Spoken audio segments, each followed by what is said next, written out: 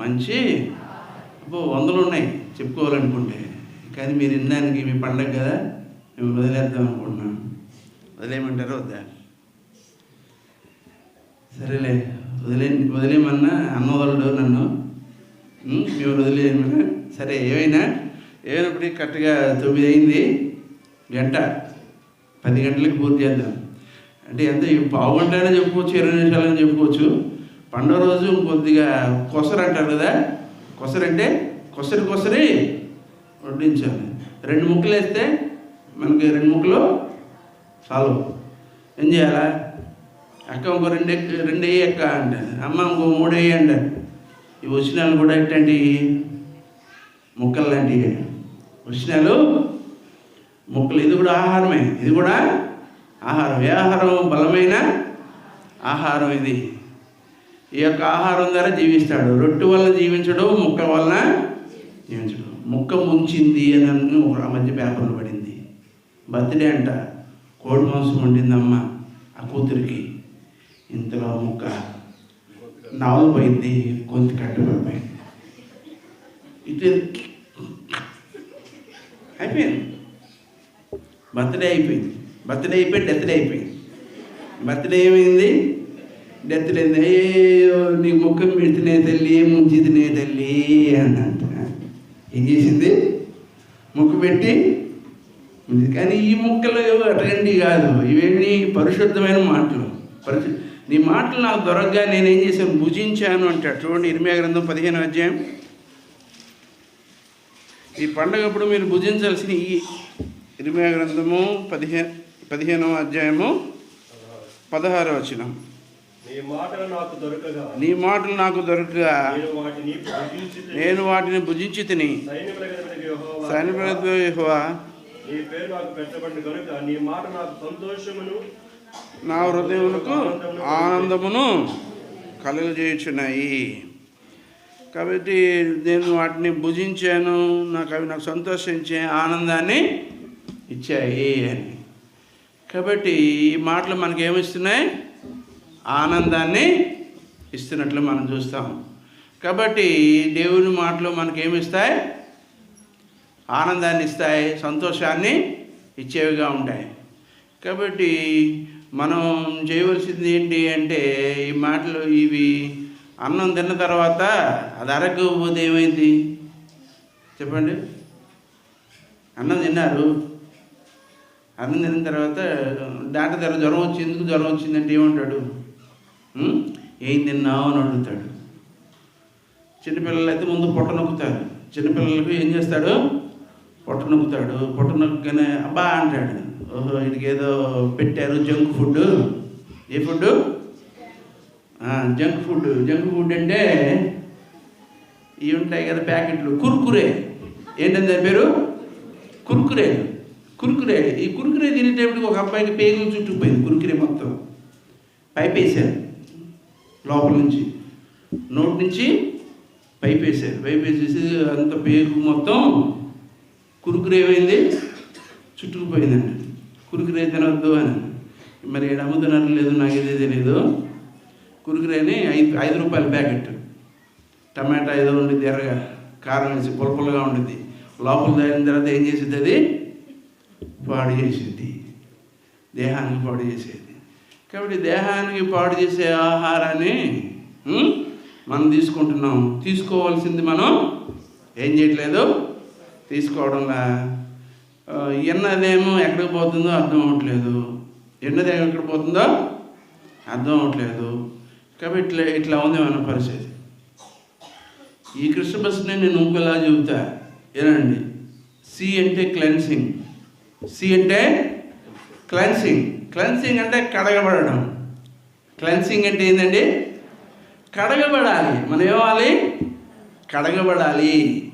ఇంకెక్కడెక్కడైతే ఏదైతే ఉందో అదంతా ఏమైపోవాలి? ఇంటికి పండగ అయితే కడుగుతాం కదా, పండగలు ఏం చేస్తారు? కడుగుతారు.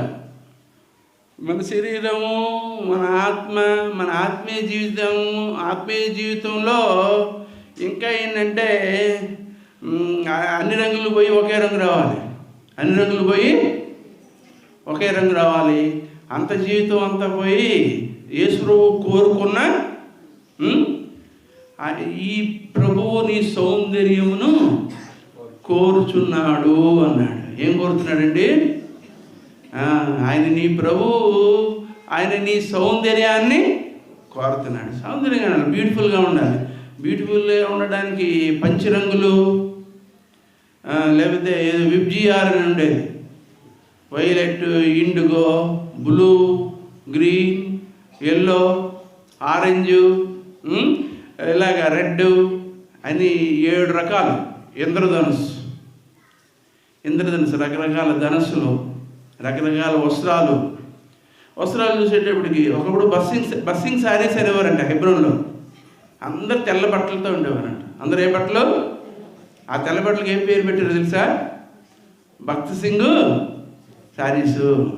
కాబట్టి భక్త్ సింగ్ శారీస్, తెల్లటి బట్టలు, నల్లటి పరిశుద్ధ గ్రంథం, తెల్లటి అంటే నల్ల కవర్ ఉంటుంది కదా బైబిల్. సరే, అలాగా అందరిలోనూ ఏం కావాలంటే చూడండి, ప్రకటన గ్రంథము 19వ అధ్యాయంలో చెబుతాడు. 8వ వచనమే,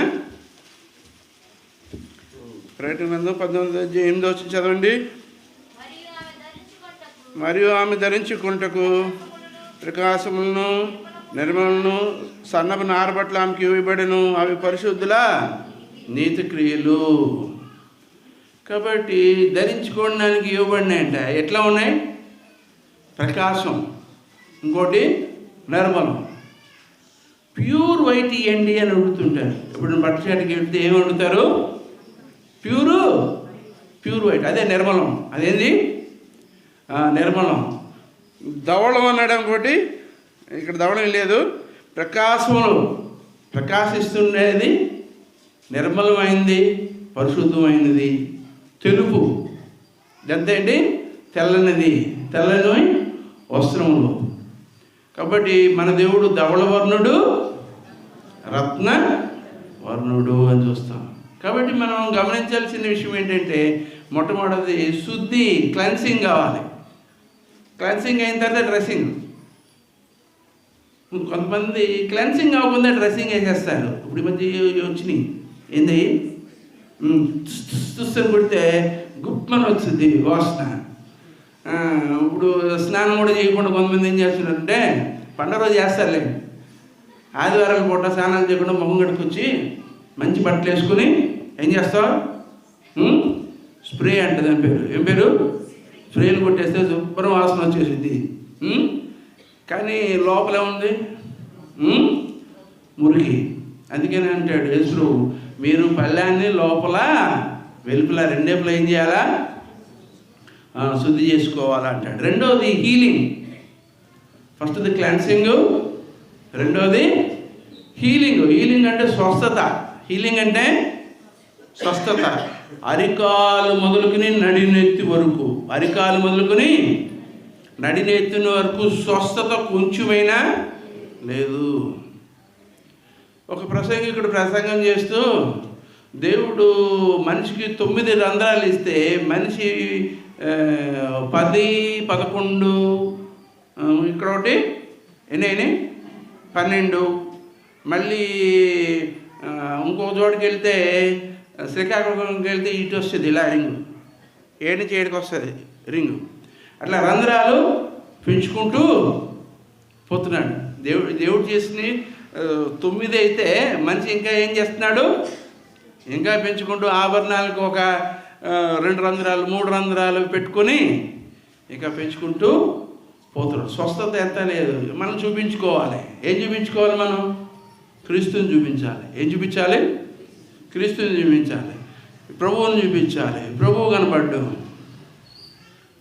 మా అన్నయ్య గారి భార్య, ఆమె చిన్న వయసులోనే ఉండగానే ఆ వస్తువులు ఆభరణాలన్నీ తీసేసింది.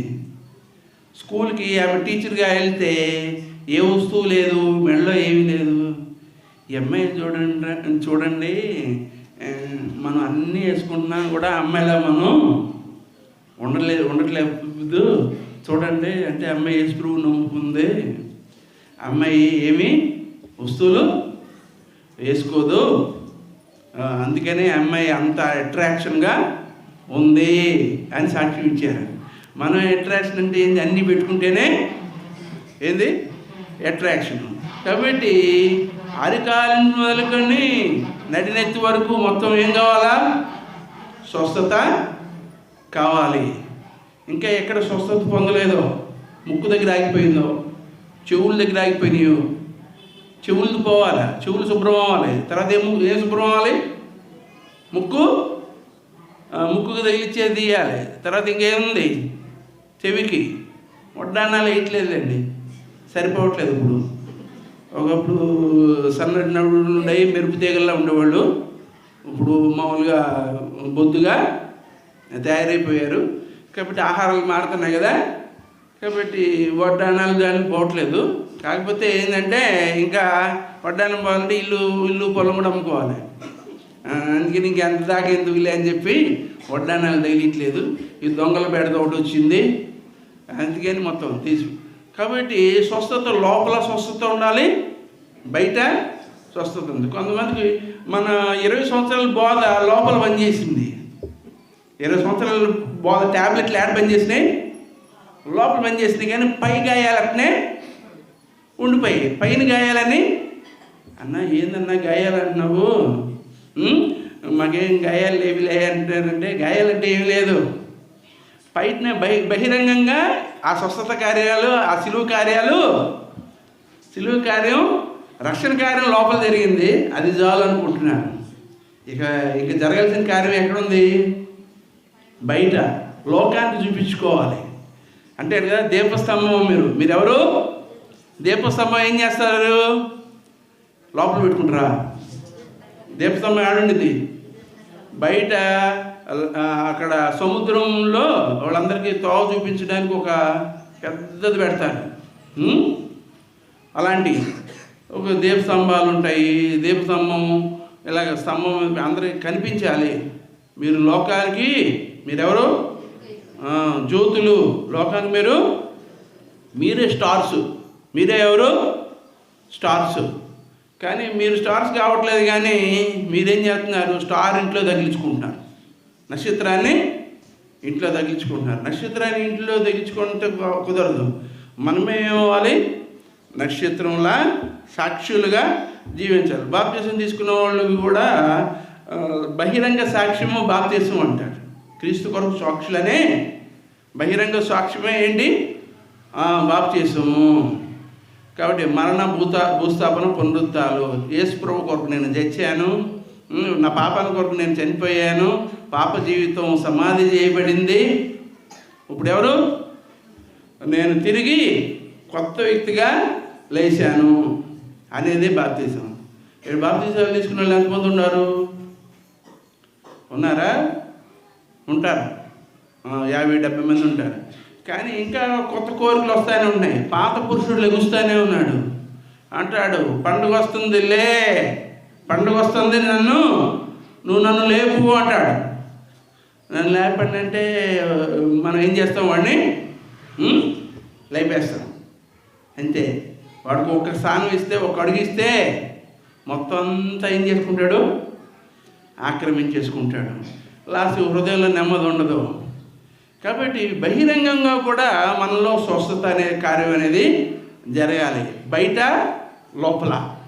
కొంత లోపల ఉంది, అది సరిపోవట్లా. బయటికి కూడా ఏమవ్వాలి? కనబడాలి. అమ్మో తెల్లచీర కట్టుకుంటే ఏందో అనుకుంటారు వాళ్ళు. ఎబ్బే తెల్లచీర ఏంది, పోయిన వాళ్ళు కట్టుకుంటారు. ఎవరు పోయినోళ్ళు? హస్బెండ్లు పోయినోళ్ళు వాళ్ళు కట్టుకుంటారు. అట్లే కాదు, అలా చెప్పలా. బైబిల్ గ్రంథంలో పరిశుద్ధులే కట్టుకునే వస్త్రాలు ఏమని? తెల్లని వస్త్రాలు. కాబట్టి రెండోది హీలింగ్. మొట్టమొదటి క్లెన్సింగ్, రెండోది హీలింగ్. ఈ రెండు వేస్తే మూడో దాంట్లో, మూడో మెట్లోకి వెళ్తావు. రైచియస్నెస్. మూడోది అంటే రైచియస్నెస్, నీతిమంతుడు. మూడోది ఏంటమ్మా? నీతిమంతుడు. ఇక ఎక్కడ దుర్నీతి ఉండదు, అంతా దేవుని నీతిని నెరవేరుస్తాం. దేవుని నీతిని నెరవేర్చి నీతిమంతులుగా ఉంటాం. ఇంకా స్థాయి పెరిగి కొద్ది CHRI. ఐ అంటే ఇంప్రూవ్మెంట్. ఐ అంటే ఇంప్రూవ్మెంట్ అంటే దేవుల్లో ఎదుగుదల, అభివృద్ధి. ఏం కనిపించింది? అభివృద్ధి కనిపించింది.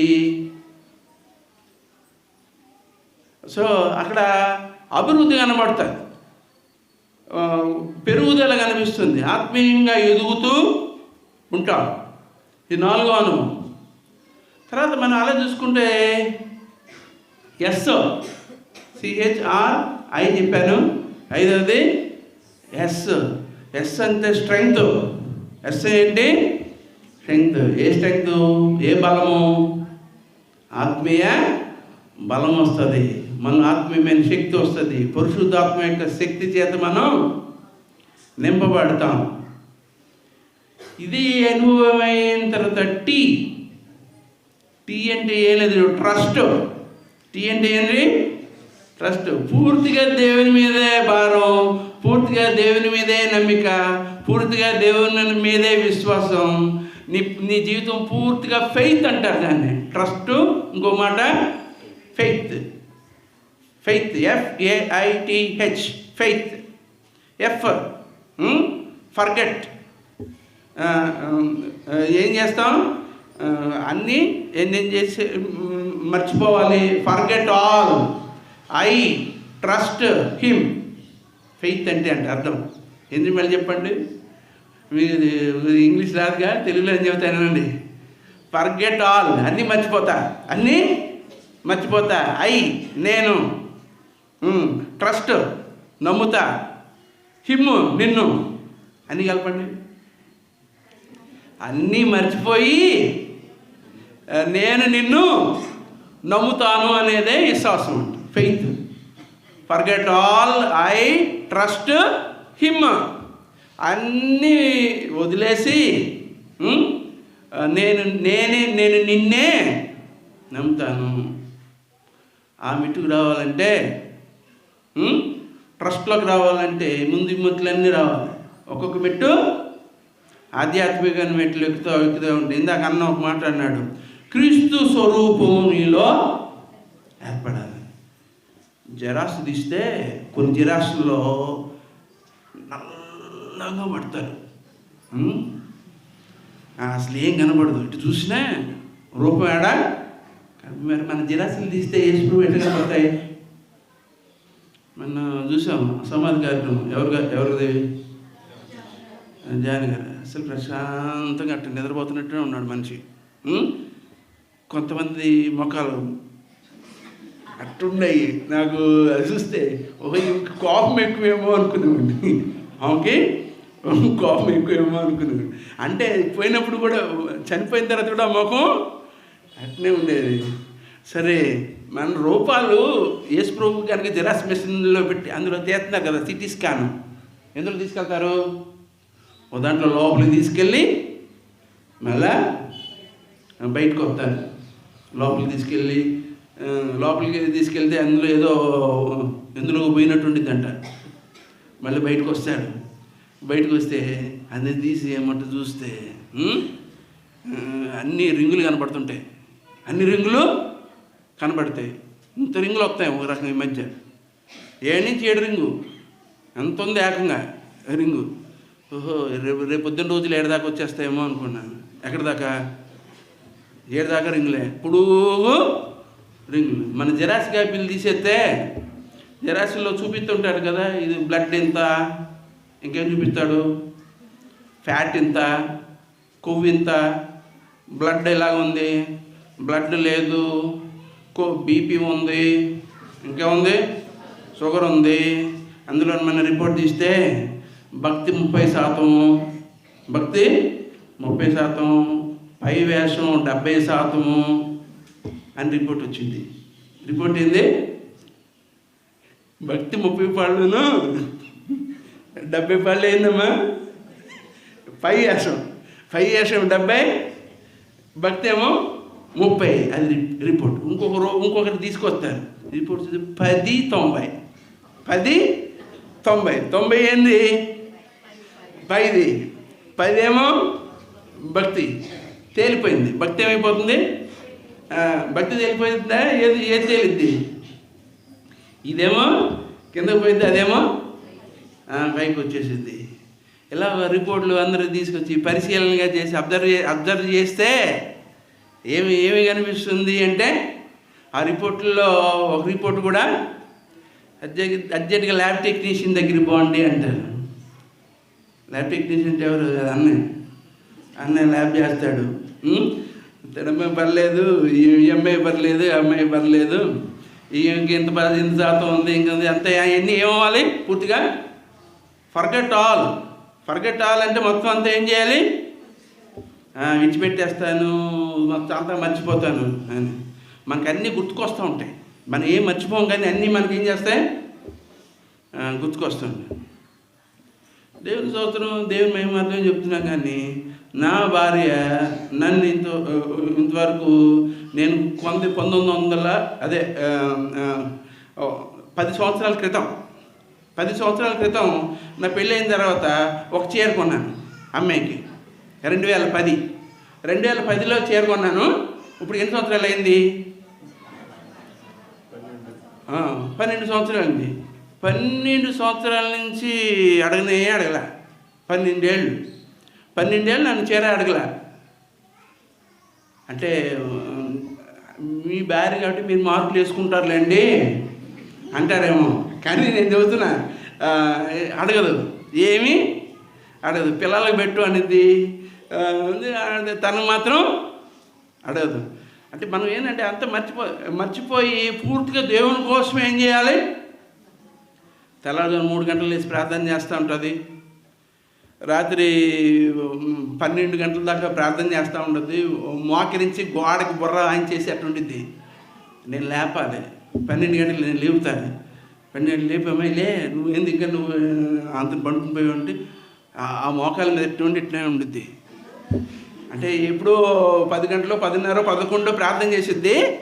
ఆమె నిద్రైందంటే ఇంకా ప్రార్థనలోనే అట్నే పండిపోయిద్ది ఓ పక్కకి. నేను వచ్చి లేవగొడతా. లేవగొట్టి లే పడుకో అంటే అప్పుడు పోయి పడుకుంటుంది. ప్రత్యేకంగా ఒక గది ప్రార్థన గదికి ఇచ్చేసింది. 2 బెడ్రూమ్లు అయితే ఒక బెడ్రూమ్ మొత్తం పూర్తిగా ఆమె ప్రార్థనకే. ఒక బెడ్రూమ్ ఇంకా ఎవరు పిల్లకాయలు కానీ నేను కానీ ఎవరు పోం, అంత ప్రార్థనకే పెట్టుద్ది. ఇలాగ దేవుని కోసం బతికితే దేవుడు ఏం చేస్తాడు? మన విషయాలని దేవుడు చూస్తూ ఉంటాడు. కాబట్టి ఇందా చెప్పాను కదా, ట్రస్ట్ అంటే ఏం చేయడం? పూర్తిగా నమ్మడం. ఇందా చెప్పాను కదా, అన్న ఏమన్నాడు? కీచు స్వరూపం మీలోకి రావాలి. 10% వచ్చింది, 30% వచ్చింది, 40% వచ్చింది, ఇది చాలు అంటాడు సైతాన్ ఏం చెబుతాడు? ఇది పూర్తిగా వచ్చావంటే నిన్ను ఎక్కిరిస్తారు, నువ్వు తెల్ల బట్టలు కట్టావంటే అందరూ నిన్ను ఏం చేస్తారు? మీ ఆయన కూడా అంటాడు నిన్ను, ఎందుకు నువ్వు వైట్ ఎందుకు వేసుకొచ్చావు అంటే నన్ను అప్పుడే నువ్వేం చేద్దాం అనుకుంటున్నావు? నన్ను పంపేద్దాం అనుకుంటున్నావు, నువ్వు తెలిపోద్దు అమ్మాయి అంటుంటాడు అని చెబుతారు. అవన్నీ కాక్ అండ్ బుల్ స్టోరీస్. కాకు బుల్లు అంటే ఏంటి? కోడి ఎద్దు కథలని ఉండేవి పూర్వ కథలు. కాబట్టి అందరూ తెల్ల బట్టలు వేసుకోండి, పరిశుద్ధ నీతి క్రియలుగా ధరించండి. ఇంకా సమర్పణలోనికి విశ్వాసంలోంటి అతి పరిశుద్ధమైన విశ్వాసంలోనికి మనం పోవలసిన వారుగా ఉంటున్నాం. ఇది చెప్పాను. CHRIEST అయిపోయింది. వాక్యం తర్వాత చెప్తాలే, వాక్యం కూడా ఉంది. ఇంకా అర్ధగంట కాలేదు, నాకు గంట సమయం ఉంది. తర్వాత టీ ఏం చెప్పాను? ట్రస్ట్ అంటే ఏంటి? నమ్మడం, విశ్వాసం ఉంచడం. నమ్మడం, విశ్వాసం, విశ్వాసి, అవిశ్వాసి. విశ్వాసికి క్రియలు కావాలంటున్నాడు యాకోబు పత్రికలో. విశ్వాసి ఏం కావాలి? క్రియలు లేని విశ్వాసం చచ్చిపోయిన వాళ్ళతో సమానం. క్రియ కావాలి. కాబట్టి క్రియలు కనబడుతుందా? క్రియలు చూపించాలి. నాకు విశ్వాసం ఉంది అంటే సరిపోదు, నువ్వేం చూపించాలి? క్రియలు కూడా చూపించాలి. నీ వస్త్రధారణ మారిపోవాలి, నీ ప్రవర్తన మారిపోవాలి, నీ సువార్త సేవలో ముందుకు సాగిపోవాలి. సమయశ్రీ ఎట్లాగైతే ప్రకటించిందో అట్లా ఊర్లు ఏం చేయాలి? ప్రకటించాలి. కాబట్టి టీ అయిపోయింది. ఇంకేం మిగిలినాయి? MAS, meekness. మీక్నెస్ అంటే సాత్వికం వచ్చింది. ఎప్పుడైతే తెల్లబట్టలు వచ్చినాయో అప్పుడేమొచ్చింది? సాత్వికం వచ్చింది. నేను కాదు క్రీస్తే అంటావు. ఏమంటావు యోహన్లాగా? నేను కాదు క్రీస్తే. అప్పుడు దాకా ఎవరు? నేను, నా బట్టలు, నా రింగులు, నా కాళ్ళ గజ్జలు. ఏదో పాట ఉండేది చిన్నప్పుడు, చెప్పగలరా పాట? నా కాళ్ళ గజ్జలు, మోకాళ్ళ చెప్పులు, మంచి రవిక, బింది మీద బింది, తిరిగమ్మ తిరుగు, పెరుగమ్మ పెరుగు. అది ఎప్పుడు? విశ్వాసం లేకపోతే. ఇప్పుడు పెరుగులు అక్కర్లేదు, బిందులు అక్కర్లేదు, ఎవరికి కనబడక్కర్లేదు. ఎవరికి? నిన్ను నీవు దేవునికి కనపరుచుకో అన్నాడు. నిన్ను నువ్వు ఎవరికి కనిపించుకోవాలి? దేవునికి. ప్రిపేర్ టు మీట్ దై గాడ్ అన్నాడు ఇంగ్లీష్లో. నిన్ను నీవు ఏం చేయాలి? నీ దేవుని సన్నిధిని కనబడుటకు నీవు. పాట కూడా ఉంది కదా, నీ దేవుని సన్నిధిని కనబడను నీవు సిద్ధపడుమా, నీ దేవుని సన్నిధిని కనబడను నీవు సిద్ధపడుమా. ఎట్లా సిద్ధపడతావు? ఎట్టు కనబడతావు? ఎన్నిటిని ఉంటుకుని చూస్తాడా? ఎవరు చూడపోయాను వల్ల ఆయన కన్ను నీ మీద పెడితే నీ బ్రతుకు బంగారం అయిపోయింది. ఎవరు కన్ను కనబడాలా? ఆయన నేత్రాలు చూస్తున్నాయంట. ఆయన నేత్రాలు యథార్థవంతులను బలపరచుటకై జాగరణ మూడ్లో ఉన్న భక్తుల్ని బలపరచడానికి యెహోవా కనుదృష్టి జాగరణ మూడు అంతా సంచారం. నేను వాక్యాన్ని అట్లా మారుస్తాలేండి.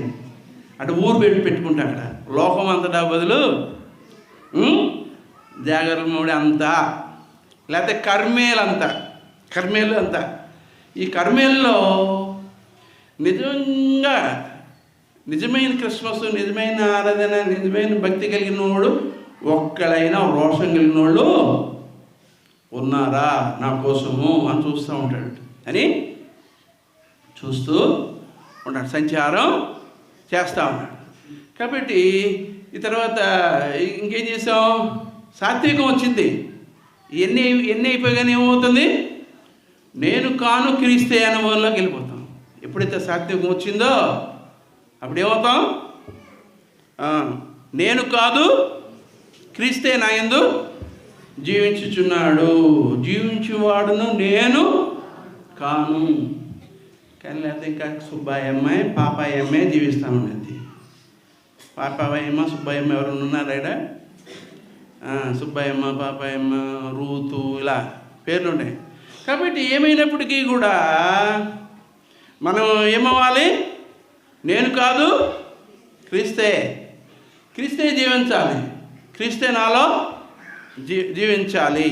క్రీస్తు నాయన జీవించాలి. క్రీస్తు రూపం నా రావాలి. క్రీస్తు స్వభావం నాలోకి రావాలి. పరలోక సంబంధమైన స్వభావం నాలోనికి రావాలి. ఏని మీక్నెస్, సాత్వికం వచ్చేసింది. సాత్వికం వచ్చేసిన తర్వాత ఇంకేం మిగిలింది? ఇక అంటే ఏబుల్, సమర్థుడు అయిపోతాను. ఏబుల్ సమర్థుడు. మా సామర్థ్యత ఎవరి వల్ల కలిగింది?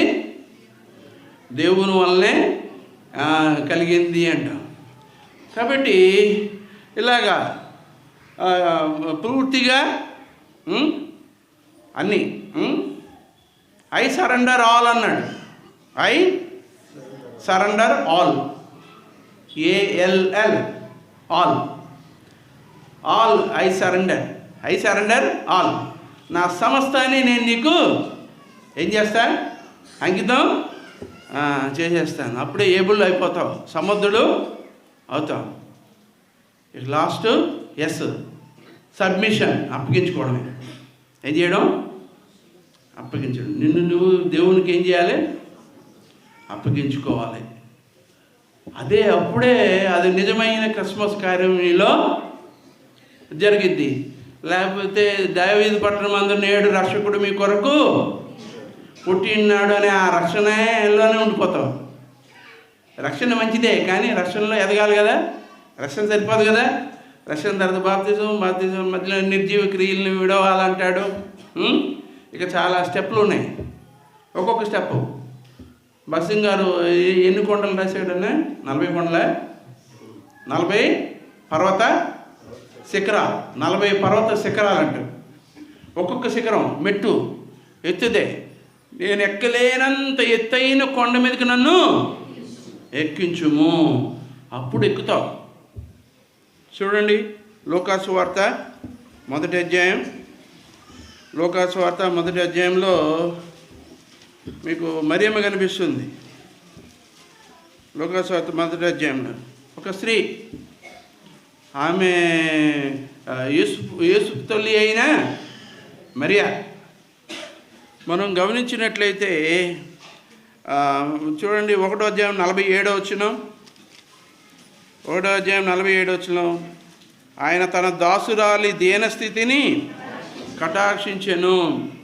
కాబట్టి దేవునికి దాసురాలు అయిపోయింది, దేవునికి దాసురాలైంది.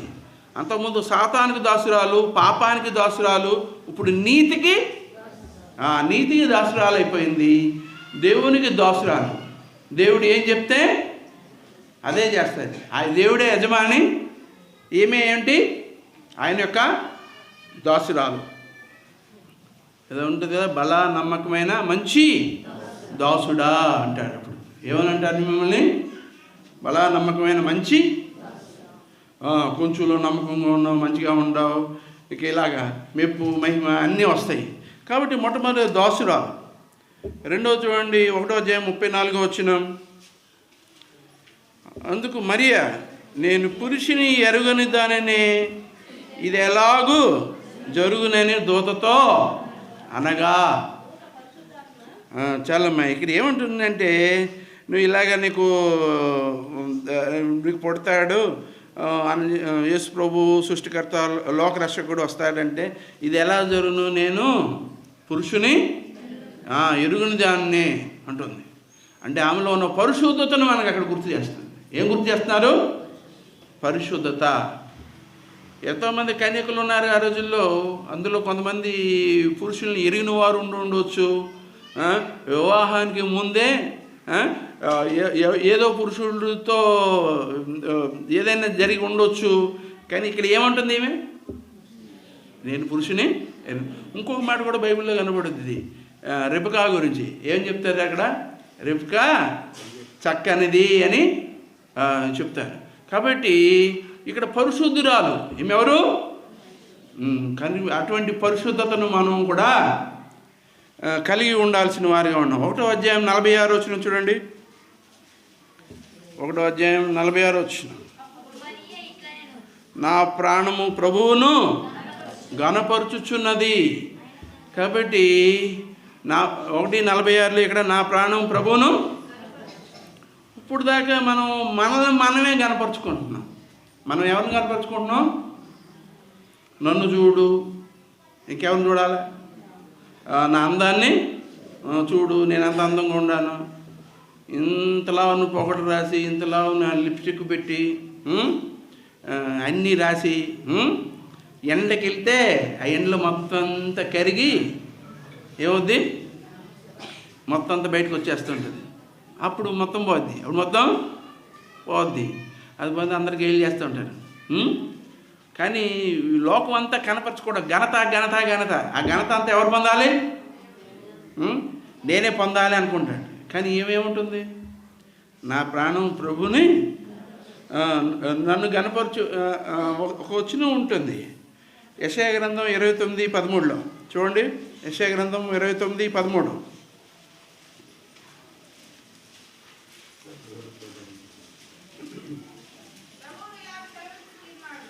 ప్రభు ఇలా సెలవిచ్చుచున్నాడు, నోటి మాటతో నా ఎద్దకు వచ్చుచున్నారు, పెదవులతో నన్ను కనపరుచున్నారు, కానీ తమ హృదయం నాకు దూరముగా చేసుకున్నారు. హృదయం దూరం అయిపోయింది, పెదాలు మాత్రమే స్తుతియు మహిమ ఘనత నీకే కాదు నాకే అన్నట్టుంది. ఏది ఆయనకి కాదు, నిన్నే పొగడాలి, ఆ ఘనత నీకే ఇవ్వాలి. కాబట్టి పేరుకి మాత్రం పాడుతున్నాం ఏమని, స్తుతియు మహిమ ఘనత నీకే యుగ యుగముల వరకు. నిజమేనా? వాస్తవమేనా? నిజమే అయితే గణపరిచేది నువ్వే దేవుణ్ణి అయితే నీ జీవితం ద్వారా గణపరచాలి పడాలి. నీ జీవితం ద్వారా దేవుడు ఏమవ్వాలి? గణపరచబడాలి. దేవుడు చెప్పిన ప్రతి మాటని తీసుకోవాలి, ప్రతి మాటని తీసుకోవాలి. అవి డబ్బులు లాంటివి అనుకో. ఒక 500 రూపాయల కాగితం వచ్చిందనుకో, ఎవరికి కావాలి అమ్మాయి అని కానీ నాకు కావాలి అందరూ ఏం చేస్తారు? త్వరగా అయిపోతాయి. బజార్లో ఇస్తున్నారనుకోండి క్రిస్మస్కి 500 కాగితాలు, ఏం చేస్తారు? టక టక టక టక ఏం చేస్తారు? బార్లు పడి మీద పడి ఏం చేస్తారు? కింద పడి మీద పడి అవతలను తొక్కేసైనా ఏం చేయాలి? తీసుకోవాలి. క్రిస్మస్కి ఏదో బహుమానాలు ఇస్తున్నారని అనుకో, మా ఊర్లో పరిగెడుతుంటారులేండి క్రిస్మస్ బహుమానాలు అంటే. క్రిస్మస్కి బట్టలు ఇస్తాం కానీ అందరూ పరిగెత్తి తోసుకుని, ఒక సిస్టర్ ఉంటుంది ఆమె ఇట్టనిద్ది, ఇంకో సిస్టర్ ఇట్టనిద్ది, అలాగనే అటోళ్ళు ఇటోళ్ళు పడిపోతారు. ఏం మాత్రం ముందుకి వెళ్ళిపోయింది. గట్టి బిర్రుగా దొయ్యాలి, కొంతమంది పక్కకి వెళ్ళిపోతారు. తర్వాత వస్త్రాలు వస్తాయి, తెల్లని వస్త్రాలు ఇస్తారులేండి, రంగు వస్త్రాలు లేరు. అక్కడ పెద్దాపురంలో తెల్లని వస్త్రాలు ఇచ్చేవాడు. సరే ఆ పాస్ గారు ఇస్తే వీళ్ళందరూ నెట్టుకునేవాడు. సరే మనం ఇది కాదు, మనకేంటి, మనం ఏం తీసుకోవాలి, దేన్ని తీసుకోవాలంటే వాక్యాన్ని తీసుకోవాలి. తర్వాత వాక్యం చెప్పినట్టు నడుచుకోవాలి.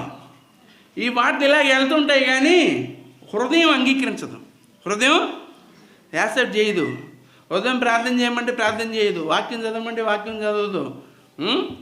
ఇక తెలుపు అంటేనే అసలు ఇష్టం ఉండదు, తెలుపు అంటేనే ఇష్టమే ఉండదు. రాజకీయ నాయకులు కూడా కట్టేస్తున్నారు తెలుపు. రాజకీయ నాయకులు కూడా ఏం కడుతున్నారు? తెలుపు కట్టేస్తున్నారు ప్రతి ఒక్కరు. కాబట్టి పండగకి ఏదో కొత్త కొత్త బట్టలు వేసుకోవాలి, ఆ బట్టలు వేసుకోవాలి, ఈ బట్టలు వేసుకోవాలి అంటారు. ఏ బట్టలు వేసుకోవాల్సిన పనిలే, నీకున్నా వేసుకో. మా మామ చనిపోయాడు, నేను మా మామ బట్టలు వేసుకున్నా. ఈ తెల్ల చొక్కా మా మామదే, ఈ తెల్ల ప్యాంట్ కూడా మా మామదే. అందరూ అన్నారు, ఓహో మామ బట్టలు వేసుకున్నావు నువ్వు, ఏందయ్యా నువ్వు మామ బట్టలు వేసుకుంటావు, నువ్వు ఎందుకు మీ మామ బట్టలు వేసుకున్నావు, నీ బట్టలు లేవా అన్నాను. నా బట్టలు ఉన్నాయిలే కానీ మా మామ ఈ తెల్ల బట్టలు అంటే నాకు బాగా ఇష్టం. తెల్ల బట్టలు కొనుక్కోవాలనుకునేవాడిని, తెల్ల బట్టలు నేను కొనుక్కోవడానికి నాకు డబ్బులు లేవు. ఆయన 15 జతలు నా కోసం సిద్ధం చేశాడు. ఆ 15 జతలు తెచ్చేసుకున్నాను. మామ ఆస్తి ఏంటంటే 15 చొక్కాలు, 15 ప్యాంట్లు వచ్చినాయి.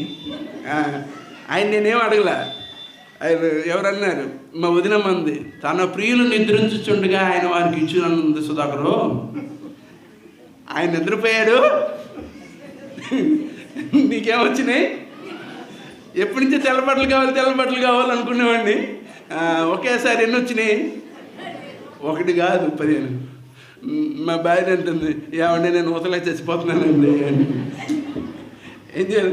రంగు అప్పుడు ఏం కనపడేది కదా మురికి, ఇప్పుడు మురికి కనబడింది.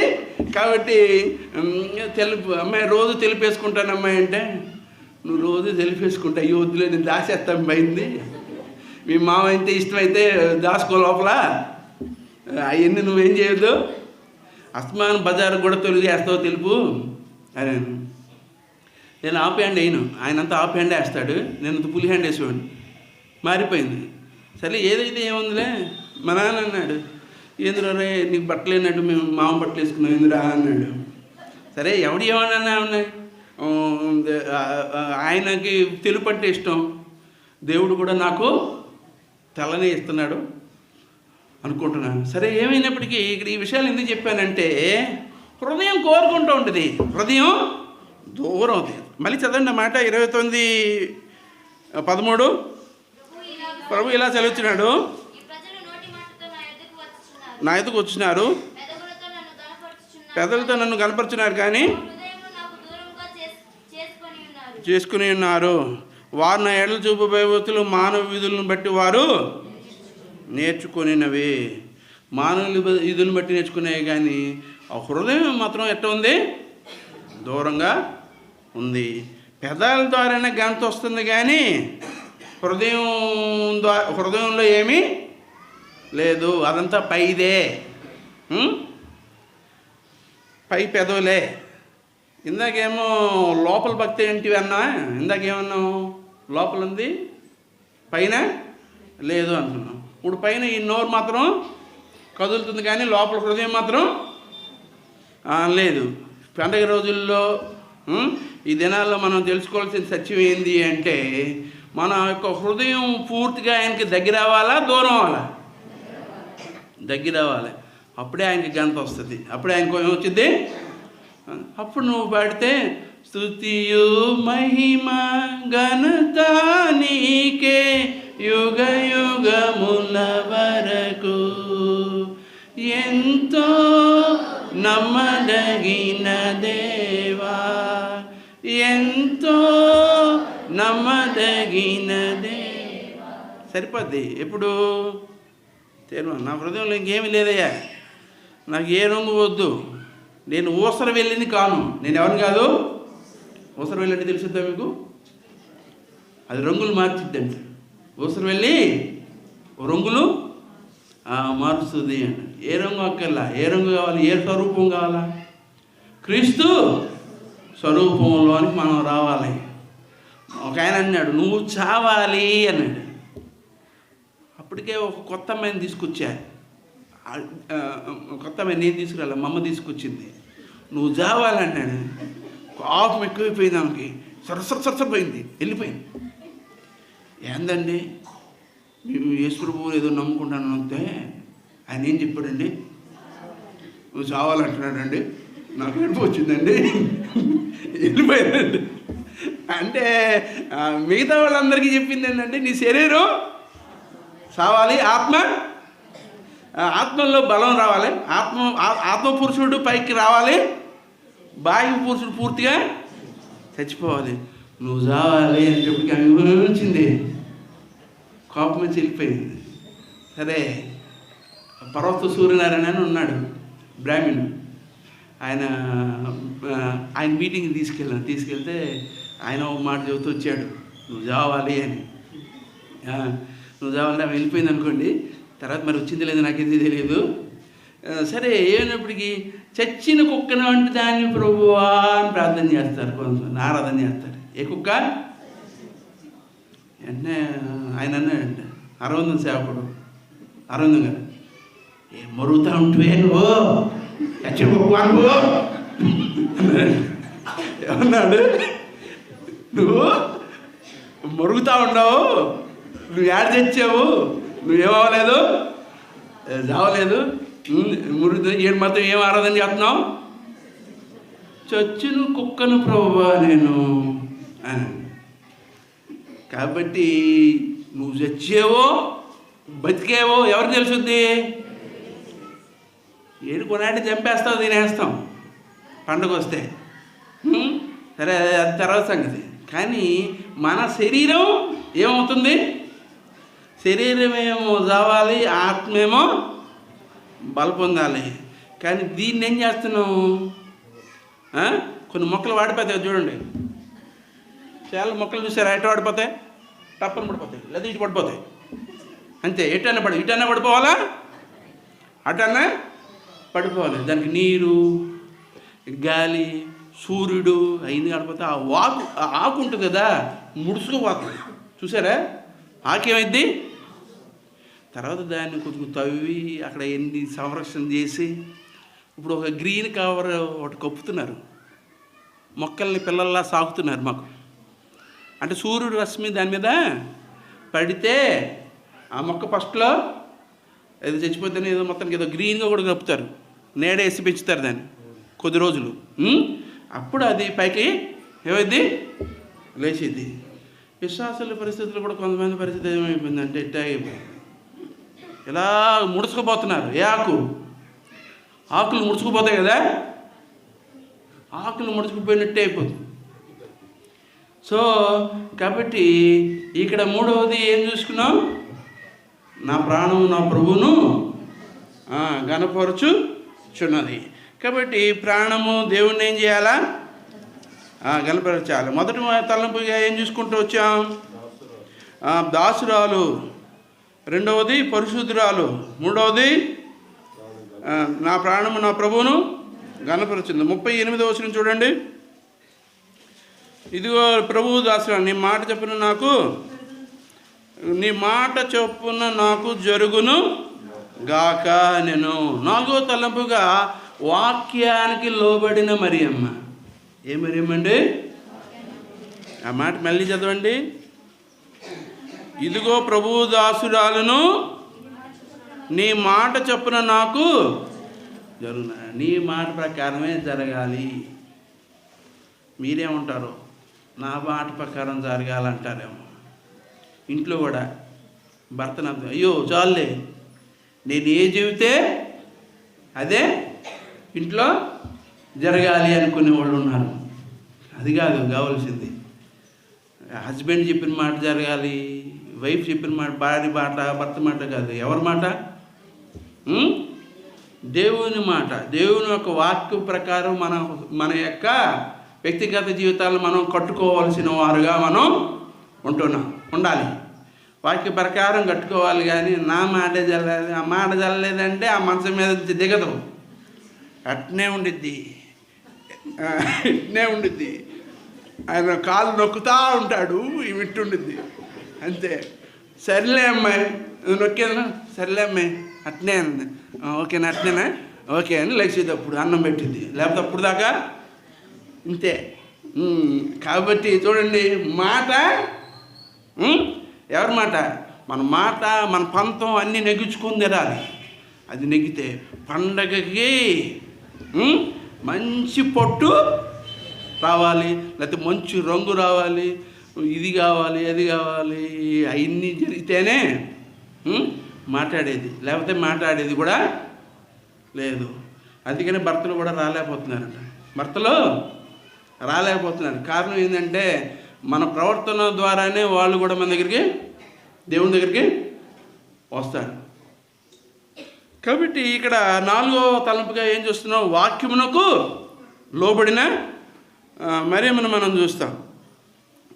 తిరిగి మనం చూసినట్లయితే 1వ అధ్యాయం 48వ వచనం, తన దాసురాల దీన స్థితిని గడిచిన ఆత్మ నా రక్షకుడైన దేవుని యందు ఆనందించును.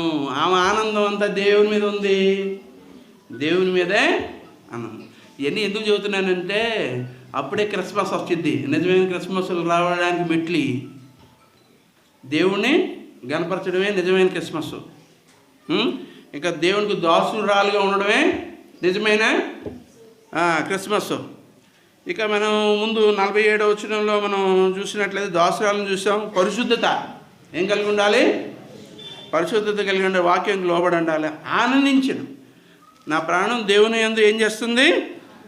ఆనందిస్తుంది. నా రక్షకుడిగా దేవుని యందు ఆనందిస్తుంది. 1వ అధ్యాయం 49వ వచనం, సర్వశక్తిమంతుడు నాకు గొప్ప కార్యం చేసింది కనుక ఇది మొదలుకొని అన్ని తరముల వారు నన్ను ధన్యురాలని అందరూ.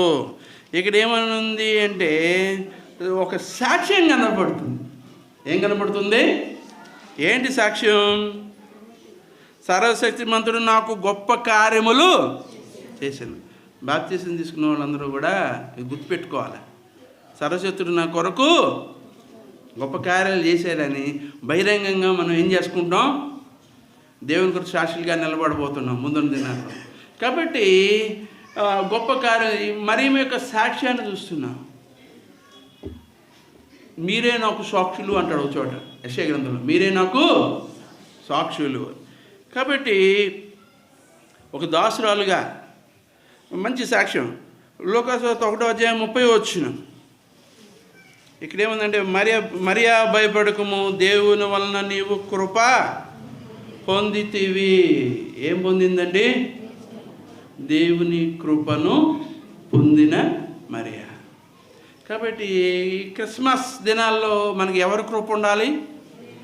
దేవుని కృప మనకి తోడుగా ఉండాలి. ఆ కృప మనలో ఉంటే, దేవుని కృప మనతో ఉంటేనే మనకి సమస్తము దొరుకుతాయి. కాబట్టి దేవుని యొక్క కృపను పొందింది ఈమె. కృప ద్వారానే సమస్తం దొరుకుతున్నాయంట. కృప ద్వారానే సమస్తము దొరుకుతుంది. ఈ కృప అనేది చాలా పెద్దది. తర్వాత రేపు ఏమైనా ఉంటే రేపటి దినం మనం చూడవచ్చు. దేవుని కృపను గురించి మనం ధ్యానం చేసుకోవచ్చు ఆదివారం పూట. కాబట్టి దేవుని కృప, ఆ కృపను పొందింది ఎవరు? మరియా. ఇలా మనం చూసుకున్నట్లయితే ఈమె యొక్క జీవితం 1వ అధ్యాయం 42వ వచనం, స్త్రీలలో నీవు ఆశీర్వదింపబడిన దానవు అంటున్నారు. ఎవరుంటుంది?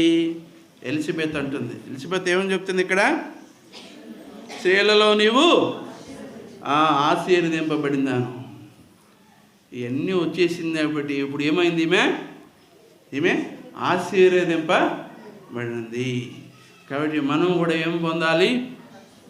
ఆశీర్వాదం పొందాలి, దేవుని దీవెనలు పొందాలి, ఆశీర్వాదాలు పొందాలి.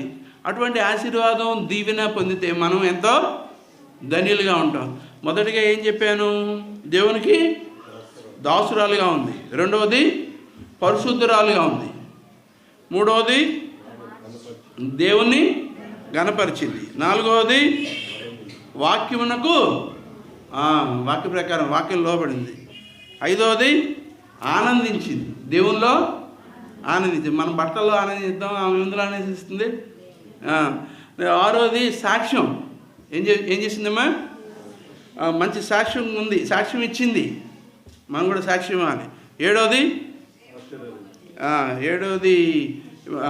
ఆశీర్వాదం. ఎనిమిదవది కృప. కృప పొందింది. 9వది అక్కడే ఉంటుంది, దీనస్థితిని కటాక్షించెను. 47లో ఉంటుంది, తన దాసురాలి దీనస్థితిని కటాక్షించు. దీనస్థితి అంటే తగ్గింపు. దీనస్థితి అనేది ఏంటి? తగ్గింపు కలిగింది, దీనురాలుగా ఉంది. అందుకనే యేసు ప్రభు ఆమె గర్భంలో జన్మించాడు. అంటే ఇక్కడ అన్ని దైవ లక్షణాలు ఉన్నాయి కాబట్టి యేసు ప్రభు ఆమె గర్భంలో జరించడానికి ఇష్టపడ్డాడు, ఆమె గర్భంలో ఉండడానికి ఇష్టపడ్డాడు, ఆమె ద్వారా భూలోకానికి రావడానికి ఇష్టపడ్డాడు. కాబట్టి ఈ వచనాల్లో మనం చూస్తే ఇంకా మనం చెప్పాలంటే ఆమె జీవితాన్ని ఒక త్యాగం చేసుకుంది. అనేక మంది నిందలు నిందించి ఉంటారు, అవమానించి ఉంటారు. అయిన మన వాక్యంలో మనకి కనబడవు. అదంతా రాస్తే బైబిల్ గ్రంథం పట్టనే పట్టదు. ఎందుకంటే పెళ్లి కాని స్త్రీ ప్రెగ్నెంట్గా ఉంది అంటేనే చాలా వేరే రకంగా ఆలోచించే రోజులు అవి. ఆ రోజులు చాలా నిష్ట కలిగిన రోజులు. అటువంటి రోజుల్లో ఆ నిందల్ని, అవమానాలు అన్నింటినీ భరించింది, దేవుని కోసమే బతికింది, తన జీవితాన్ని పూర్తిగా దేవునికి అప్పగించింది. మన జీవితాన్ని కూడా దేవునికి అలాగా అప్పచెప్పాలి. దావీదు పట్టణం 2వ అధ్యాయంలో ఒక మాట చూడండి. 2 దావీదు పట్టణం ముందు నేడు రక్షకుడు మీ కొరకు పుట్టి ఉన్నాడు. కాబట్టి ఈయన ప్రభు అయిన క్రీస్తు. కాబట్టి రక్షకుడు మన కొరకు పుట్టాడు. కాబట్టి నిజమైన క్రిస్మస్ ఏంటి అనేది ఆమె యొక్క జీవితాన్ని మన దేవుడు మన గమనానికి తీసుకుంటూ వచ్చాడు. కాబట్టి 2 కొరింథీ 6వ అధ్యాయంలో ఉంటుంది రక్షణ దినము. నేడే రక్షణ దినము. 2 కొరింథీ 6వ అధ్యాయము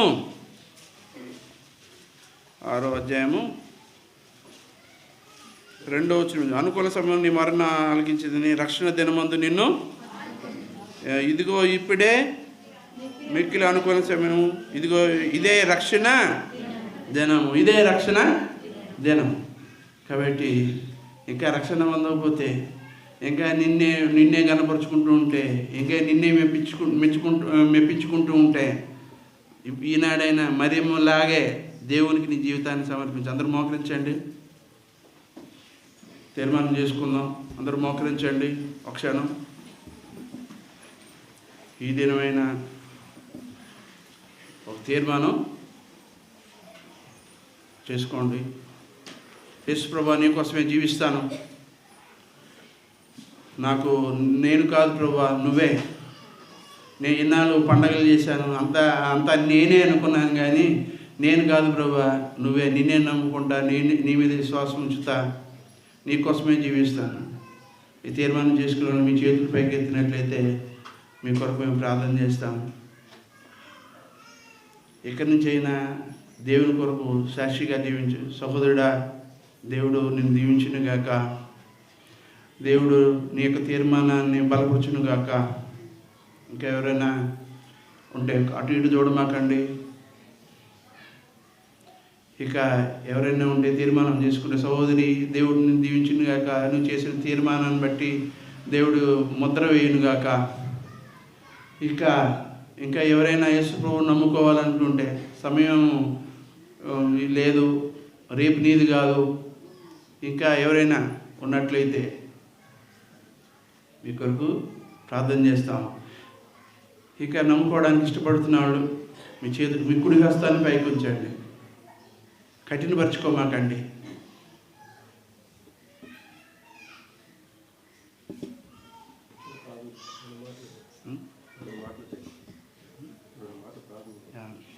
ప్రేమల తండ్రి, కృపల దేవా, దయగల మా ప్రభు, ప్రభుని పరిరక్షకుడైన యేసుక్రీస్తు నామమున ప్రార్థన చేస్తుంటున్నాను ప్రభా. ఇంతవరకు వాక్యంలో తోడుకుంటూ వచ్చా. నేను ప్రేమ మా పనులు తండ్రి, ఇక కూడికలు ఇంతవరకు మీరు అనుగ్రహించిన మీ మాటలు బట్టి వందాలు 30 అంతలుగా 60 అంతలుగా 100 అంతలుగా ఫలింపులను తీసుకురండి. నేను ప్రేమలో మా పనులు తండ్రి, రక్షణ తీర్మానం చేసుకున్న వారిని బట్టి వందనాలు. ఇంకా మిగతా వారు కూడా ఎవరైతే రక్షణ పొంది ఉంటున్నారో నేను ప్రేమలో తీర్మానం చేసుకున్నారో వారిని కూడా బలపరచండి. మీ దగ్గర హస్తాలకు మమ్మల్ని అప్పచెప్పుకుంటున్నాను. మిగిలిన సమయం కూడా మాకు ఆశీర్వాదకరంగా ఉంచమని యేసు పరిశుద్ధ నామమున ప్రార్థించి వేడుకొంచున్నాం తండ్రి. ఆమేన్. కూర్చోండి.